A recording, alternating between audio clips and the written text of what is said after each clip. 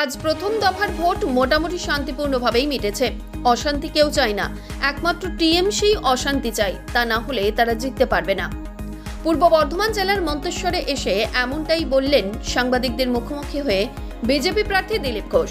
প্রসঙ্গত, মন্তেশ্বরে শ্রীরাম উৎসব উদযাপন সমিতির পক্ষ থেকে আয়োজিত একটি শোভাযাত্রাতে অংশ নিয়েছিলেন বর্ধমান দুর্গাপুর লোকসভা কেন্দ্রের বিজেপি প্রার্থী দিলীপ ঘোষ। মন্তেশ্বরে শ্রীরাম উদযাপন সমিতির পক্ষ থেকে এই শোভাযাত্রাটি অনুষ্ঠিত হয়। এই শোভাযাত্রাতে অংশ নিয়ে সাংবাদিকদের একাধিক প্রশ্নের উত্তর দিয়েছেন দিলীপ ঘোষ। কি জানিয়েছেন তিনি শোনাবো। শান্তিপূর্ণ ভোট, কি বলবেন? কেউ অশান্তি চায় না, টিএমসি অশান্তি চায় না, হলে জিততে পারবে না। সেন্ট্রাল ফোর্স এসছে, সবার ভরসা আছে, সব জায়গায় শান্তিপূর্ণ ভোট হবে। দু এক জায়গায় গন্ডগোল করার চেষ্টা করছে, কারণ ওরা হারছে। গন্ডগোল না হলে জিততে পারবে না, ভয় দেখাবে, বোমা ফেলে দিচ্ছে, এখানে রেখে দিচ্ছে, ওখানে রেখে দিচ্ছে। আমার মনে হয় পুরো ভোটই শান্তিপূর্ণ হবে, একটা ঘটনা হবে। তাহলে কি কমিশন বাহিনী কি জিতে গেল? কমিশন প্রথম থেকে কড়াকড়ি করেছে, বাহিনী পর্যাপ্ত আছে, সেজন্য যারা ভোটার আছেন তারা যেন বেরিয়ে এসে ভোট দেন, ঘাবড়াবার কোনো কারণ নেই।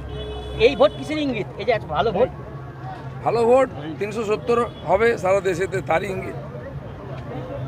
Thank you. মৃত্যুঞ্জয় যশের রিপোর্ট, সংবাদ আজকে নিউজ।